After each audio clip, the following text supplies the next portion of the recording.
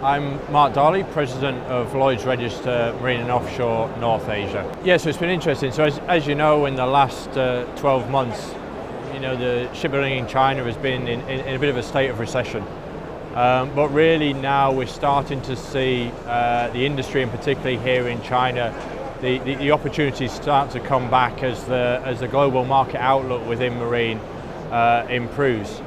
So whilst the shipbuilding industry has been in a slight state of decline in the last 12 months, that certainly hasn't stopped. In fact, if anything, it's accelerated what the Chinese shipbuilding industry and shipyards have done in terms of technology developments, in terms of design developments.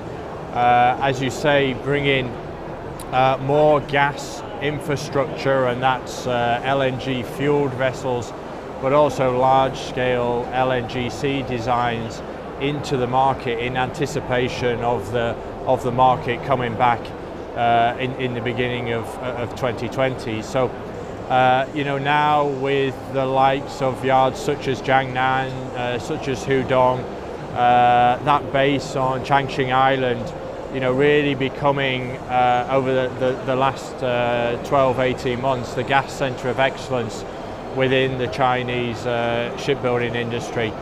That being said, we've also just seen DSIC getting approval for the first time to start construction Mark III containment systems. That's in addition to what we already have been building in Hudong since 2008 using NO96. And then there are other yards as well within China that are looking at how they can be a part of that pathway through LNG, whether it's LNG fueled or LNG carriers, and then on to low carbon and a zero carbon economy design. Yeah, so it's really interesting actually. As you know, the Chinese shipbuilding industry was already a powerhouse within the segment. I think the merger just really strengthens their capability to assign resource, both commercial resource but also human resource, particularly in the technology developments that are needed to meet some of the 2030 and 2050 IMO decarbonisation criteria. So, with the merger of CSSC Group, we have an organisation that has at its disposal over 310,000 people, and some of the biggest research institutes within maritime.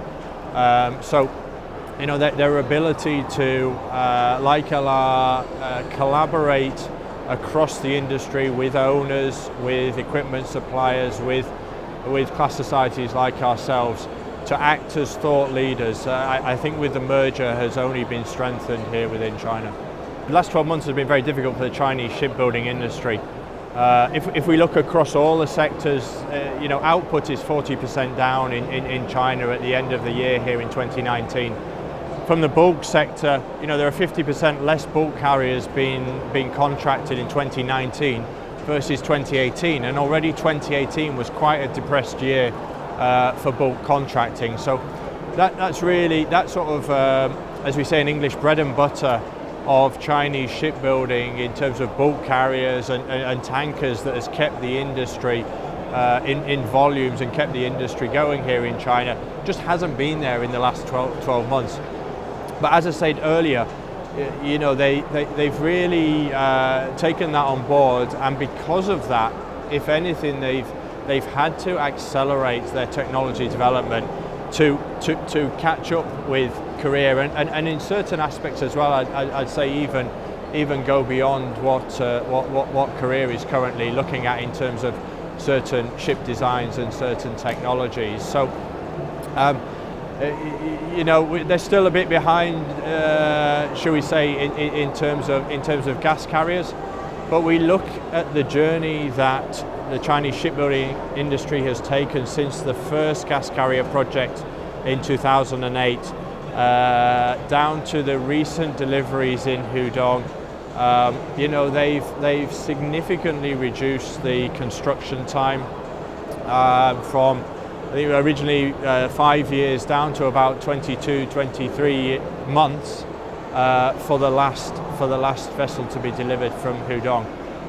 So that's increased their competitiveness against their competition, which is the Korean and Japanese shipbuilding industry. So really their ability to deploy financial and human resource on technology, but just the fact that the industry has evolved outside of the traditional bulk carrier and tanker segments, mean that they're increasingly seen as a go-to place for ship owners around the world.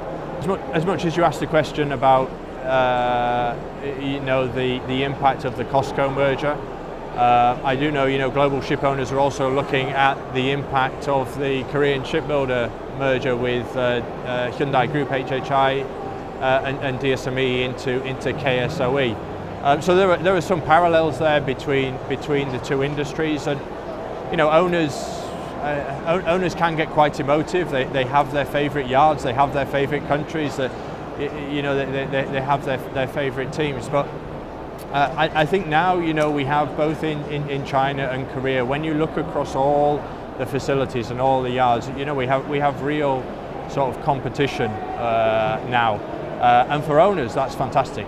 It means it gives them choice, and it gives them the ability to drive the conversation and get the specification, get the design, get the equipment that they want on their ships. Because at the end of the day, when the ship is delivered, they have to operate the ship for 15-20 years and operate it in an increasingly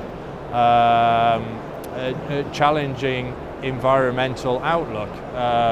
We are now seeing almost every opportunity, whether in China or in Korea or Japan for that matter, every opportunity owners now challenging the yards, should this be LNG as a fuel?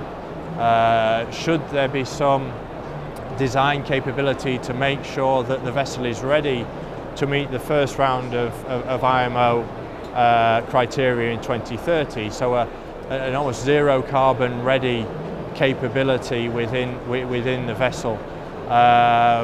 Because as you know, it's easier to design and construct that from a new construction basis rather than having to retrofit in almost 10 years time when we reach that 2030 milestone. So this year actually marks Lloyd's Register's 150th year in China. In 1869 we set up our first branch office here actually in Shanghai. So we've been here 150 years, and just to put that into context, we were here before the Bund was even created. So everybody knows the famous Bund here in Shanghai. Actually the LR office was here before that. So we've witnessed not just within the shipbuilding industry, but within the country as a whole, just the journey that this country has been on. Right up until today, we're very proud of the relationship that we have across the industry, not just in the yards, but also in the owner base, in the design houses, and across the supply chain.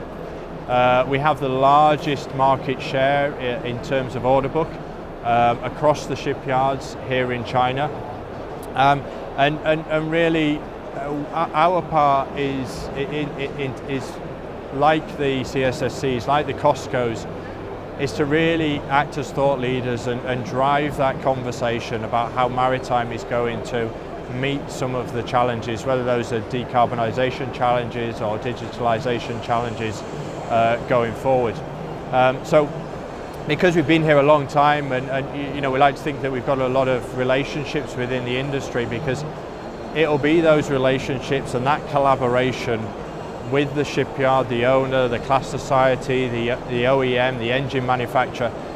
We need all those parties involved if we're going to meet these decarbonisation challenges that we've got coming within the industry. So, we're part of that fabric. As I say, we've been here 150 years. We're part of the community here in China. The risks aren't as broad and aren't as many as they once were. Absolutely, the Chinese shipbuilding industry and ship owners have learnt over the years, and now delivering very quality products across the shipyards here in this country. You know, we've also got owners who 5-10 years ago they were coming to China for the first time. Now we've got owners that are coming to China for the second, third, fourth new construction project. So they know, and they have their favourite yards, and they know, you know, how to operate within the yards, how to forge a relationship with the quality departments within some of the shipyards, and how to get to the product that they want out of the shipyards as well. So, you know, I do think that the Chinese shipbuilding industry has significantly evolved, and maybe that perception is a perception, you know, and those companies and ourselves that are here every day, you know, we see now what is being delivered from Chinese shipyards, and it is a quality product. And I think, to go back to the CSSC merger, I think that's a great opportunity for, you know, what were two very large groups in CSIC and CSSC to also learn from each other, because there were yards within those two groups that were specialised on certain products, not on other products. There were yards within those groups that you know, arguably had quicker or more efficient production runs, or provided different levels of after service to the owners. So I think what we'll see now, all under one group, hopefully, is that process of learning across the two previous North and South groups happens, and as CSSC, the consistency, irrespective of which shipyard you go to, will only you know, sort of mature over the coming years.